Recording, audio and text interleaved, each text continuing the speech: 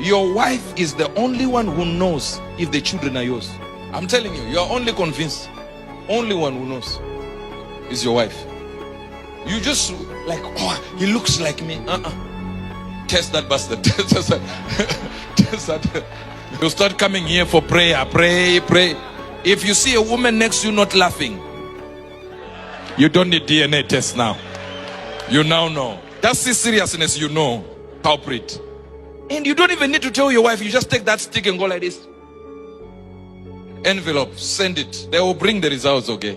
They will bring. You will be so shocked. All this time you're saying, it looks like me. She looks like me. There is another man somewhere. Test your children.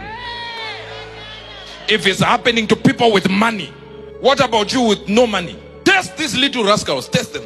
1, 2, 3. One child. Tinashe Mgabe.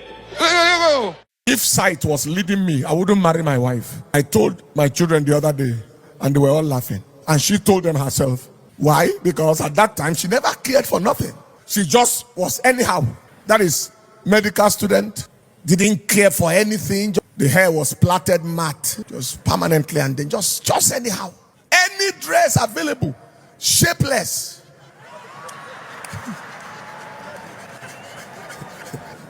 She's the one supplying me the information I'm giving now. A-line skirt, jump-up sleeve. Just like that. There were flashy people around. Very flashy. Spiritual and flashy. But God led otherwise. By his message, there is rest. There would have been some pressure. See, not everything that looks good in the moment has a future. Don't harass any wealthy man you know. Trust God for grace, that what they are willing to invest their energy, their time and their resources on, that you will be part of those who provide that value to them. That is how to get into their space. There are 2 ways I taught you to step into the realm of greatness. Number 1 is through the door of need. The other is through the door of value. If you step into the life of great people through the door of need, you will be a slave when you get there, because you will be at the mercy of everybody you find there. But when you step in through the door of value, even the great will recognize you, because you came in through the door of value. So you find a lot of people saying, I know this person, Senator so and so, I know this man, I know this CEO, in fact I know them, look at my picture. Look at my picture. You keep showing the photos of several people. The reason why they don't remember you is because you are not contributing any value to them. I don't know which is worst. Sitting in the church and hearing what this so-called man of God was saying, or actually doing what he suggested people do. I don't know which is worse. But let me just put this straight, okay? If a man of God can be saying stuff like this to his members, I hope he understands the confusion he's about to set, okay? Because remember, most of the Christians listen to their men of God. Most of them, they do. And whatever their man of God advised them, they do it, or they follow it. And I just imagine the distrust in the house when men, I don't know what would happen when the husbands of those ladies in the church decided to start testing their children to find out if those children belong to them or not. And if they asked their wives, and their wife said the child is your child, and the husbands don't believe them, what happened next? And let's say, for example, they went ahead with this DNA testing, and it came out that actually the child belongs to them. What happened next? What happened next? Because if I were one of those wives, I think we'll get a divorce after that. I believe so.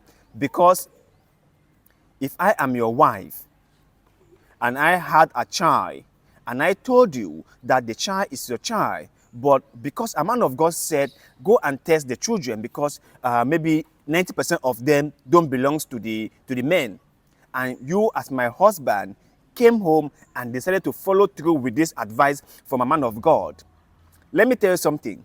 Let me tell you something. If the result came out to be that the child is your child, you are gonna go marry the man of God. Yeah, you'll be married to the man of God, because if you believe your man of God more than you believe me, your wife, who is supposed to be your number 2 in the house, who is supposed to be the second in command in the house, not your man of God, but your wife. If you believe your man of God more than your wife, or if you don't believe your wife and follow through with a horrible advice from a man of God, then I believe after the DNA test, honestly, you will go and marry the man of God. Because the house will not contain the both of us. It will not. Just the seed of distrust that has been sowed in that house will not permit us cohabit. Never ever. Never ever. So I hope the man of God understand what he was saying in church. I hope so. You know, sometimes I ask myself if the church is a place to create unity or to create division. Sometimes I really wonder, okay, because I understand that Christianity should all be about peace and love and coexistence, respect for each other, love each other, tolerate each other. But when a man of God abandoned what he or she is supposed to be teaching and started talking about personal things and started advising or suggesting that the children are not the husbands, there is a problem. Or that majority of the children in the family don't belong to the men. There is a problem. There is a problem. And I ask myself, what is the motive behind it? Like, what does this man of God hope to get out of it? What does he hope to get out of it? Because let's say, for example, right, those men in his church followed through with the suggestion he made or the advice he did, and they went ahead and started doing DNA tests, and they found out that those children actually aren't theirs. Then what happened? What happened to the marriages? What happened to the children? Has this truth, if we may call it a truth, has this truth done more harm than good? Because the men would divorce their wives. The children will be left fatherless. And some children may depend on their fathers 100% for survival and education and so on and so forth.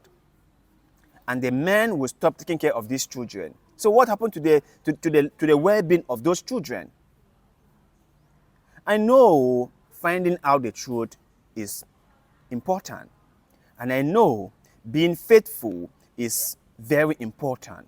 I know about all this, but sometimes we must ask ourselves this question: how much good will something do to the majority of the people involved? How much good will it do? And like I have asked before, what is the business of a man of God with people's marriages? Is he trying to break their marriages or what? If I were any of those members in the church, this is where I would have said, I draw the line. Yeah, I draw the line. No more. This man can never be my daddy in the Lord. Never ever. Never ever. If he can come on air and just set in suspicions. If you can come on air and just like insect doubts in the minds of people, what is he really doing? what is he really doing? And these are the people you guys call your men of God. These are the type of people you will expect others to follow. People who do not know where the limit is, or people who don't understand what they can say and what they shouldn't say. Let me say one thing before I go, okay? If any person is having doubts about their marital lives, or about their home, or about the children not being theirs, they have the right to carry out a DNA test. That is their right to do so. They have the free liberty to do so. And I have no issue about that. But when a man of God comes up or come on the pulpit and just casually throw doubts in people's marriages, then I think that is wrong. And you can see the percentage he gave. How high is that percentage? And he just casually just say it. Go and taste those bastards. Or you should start tasting those children, because majority of them are not yours. That the women have given you children that are not yours. And I wonder if his wife cheated on him and brought home a child, and he recently realized that the child wasn't his. I wonder, maybe that is the problem he is facing, and he wants other people to face the same problem as he is facing. He wants to cause harm. He wants to cause pain to many people. That is what he is trying to do.